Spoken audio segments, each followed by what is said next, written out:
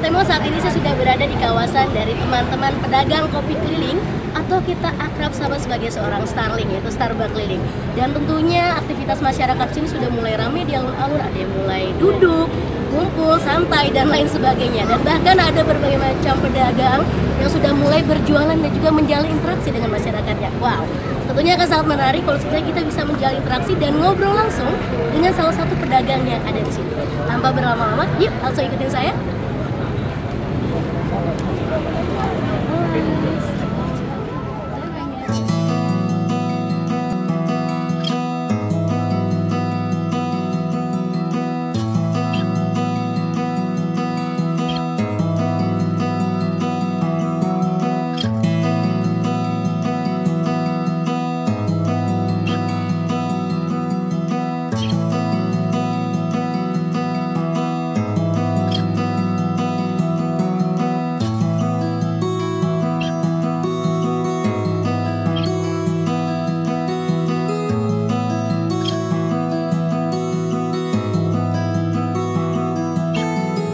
Oke Sobat Emo, saat ini saya sudah berada di kawasan dari teman-teman Starling atau yang diakrab sebagai pedagang kopi keliling. Dan saat ini saya juga bersama salah satu teman dari pedagang kopi keliling. Halo, selamat malam Mas. Malam Mbak. Waduh, malam. Jangan tegang ya Mas, tenang aja. Oke Sobat Emo, sebelumnya saya pengen kenalan dulu nih sama Masnya. Dan sebelumnya saya perkenalan diri dulu kali ya Mas ya, supaya kita semakin akrab gitu kan ya. Waduh. Oke Mas, perkenalkan, nama saya Tubaus Syariazmi. Saya dari mahasiswi program studi ilmu komunikasi Universitas Amikom Purwokerto, seperti itu. Amikom ya? Iya, Amikom Pride gitu ya.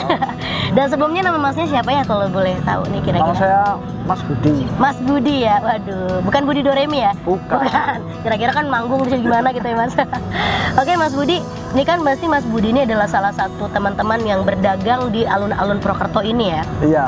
Oke, dan mungkin supaya Sobat Temo juga paham dan juga penasaran nih, kira-kira Mas Budi sendiri sudah berapa lama sih jualan di alun-alun ini sebagai pedagang kopi keliling? Oh, saya berjualan di alun-alun udah ada 2 tahun. Oke, 2 tahunan ya? Iya. Oke. Dan ini apakah turun-temurun atau gimana nih Mas Budi kalau boleh tahu?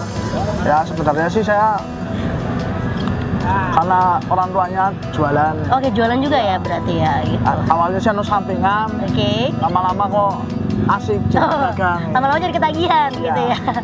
Oh, karena juga ramai juga kali ya suasana alun-alun gitu ya Mas ya. Oke.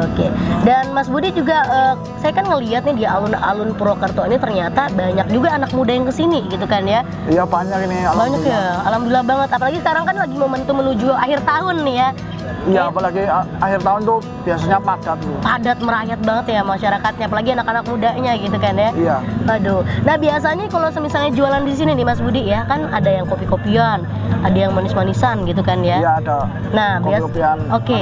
Ya kayak gitu ya. Nah kira-kira berapa cup sih yang dibawa mungkin dari rumah untuk persiapan dijual di sini, dan kira-kira untungnya tuh berapa gitu loh Mas? Biasanya saya bawa 60 cup. 60 cup? Kalau hari ramai itu kayak malam minggu itu habis ya. Biasanya untungnya ya 500. Ada 500-an lah. 500.000 per hari untuk sekali jualan gitu ya? Iya. Oke, berarti 60 cup itu kalau misalnya sedang ramai itu juga ya? Oke, tapi kalau misalnya lagi nggak rame-rame itu berapa gitu loh Mas? Ya paling setengahnya paling dapat 300. Berarti kalau sepi banget tuh 100 lah. 130 kapan dan setengahnya bahkan gitu ya Mas ya. Oh, berarti secara nggak langsung juga Sobat Temo paham itu bahwasannya kayak nggak setiap hari selalu untung gitu ya, ada beberapa hari-hari tertentu gitu kan ya? Iya, nggak setiap hari untung. Ada tertentu ada. Berarti hari-hari yang kayak misalnya rame itu hari Jumat, Sabtu, Minggu, weekend gitu ya? Iya, biasanya hari weekend. Oh, oke. Mas Budi, ini aku penasaran banget. Biasanya kalau yang jualan di sini kan pasti ketemu dengan masyarakat langsung ya. Nah, ya, biasanya tuh kebanyakan masyarakat, keluarga atau orang-orang kayak gimana sih yang pada nongkrong di alun-alun ini? Biasanya tuh keluarga ada, anak muda itu banyak biasanya, sama apa lagi tuh Mas? Kayak acara-acara itu yang misalnya kunjungan gitu. Oh, jadi kadang suka mampir ke sini juga berarti? Iya, ya? biasanya. Oh, kayak mungkin yang habis dari pariwisata kemana gitu segala macam mampirnya ke sini gitu ya. Ya. Waduh, berarti itu sumber penghasilannya dari situ tuh Mas ya? Iya, sumbernya dari situ. Waduh, karena gerombolan segala macam gitu kan ya. Waduh. Tapi kan mungkin Mas Budi ya, kalau misalnya dilihat dari apa ya, ramenya orang itu kan berarti sangat apa ya? Sangat mengarah kepada keuntungan dan kerugian yang didapatkan ketika berjualan begitu kan? Iya. Nah, ada nggak sih suka duka yang sering banget dialami sama teman-teman pedagang kopi keliling selama berjualan gitu? Ya kalau sukanya itu, kalau ramai itu untungnya banyak lah, alhamdulillah. Banyak, alhamdulillah ya Mas ya. Oke. Nah kalau dukanya itu kadang-kadang malam minggu itu udah ramai tapi hujan. Aduh. Biasanya tutup kasih. Misal berangkat habis maghrib. Iya. Hujan. Isanya itu hujan. Jam 8-an nggak terang tutup kasih biasanya. Waduh. Berarti cuaca tuh parah banget ya. Ya itu kadang-kadang dapat. Kadang-kadangnya nggak dapat sama sekali kalau hujan. Iya. Kadang-kadangnya dapat lah. Aduh. Berarti sangat terkendala masalah cuaca segala macam gitu. Waduh. Tapi pernah nggak sih Mas kayak lagi asik-asiknya jualan tiba-tiba kena gusur atau gimana gitu Mas? Kalau gusur itu sekarang tuh udah ada. Udah nggak ada. Tapi kalau dulu gimana? Dulu tuh ya mungkin ada ya. Oke. Kalau sekarang kan udah ada paguyubannya itu. Ya, oh ada paguyuban ya berarti ya? Oke. Kayak ada grup-grup WhatsApp gitu kan ya? Ada.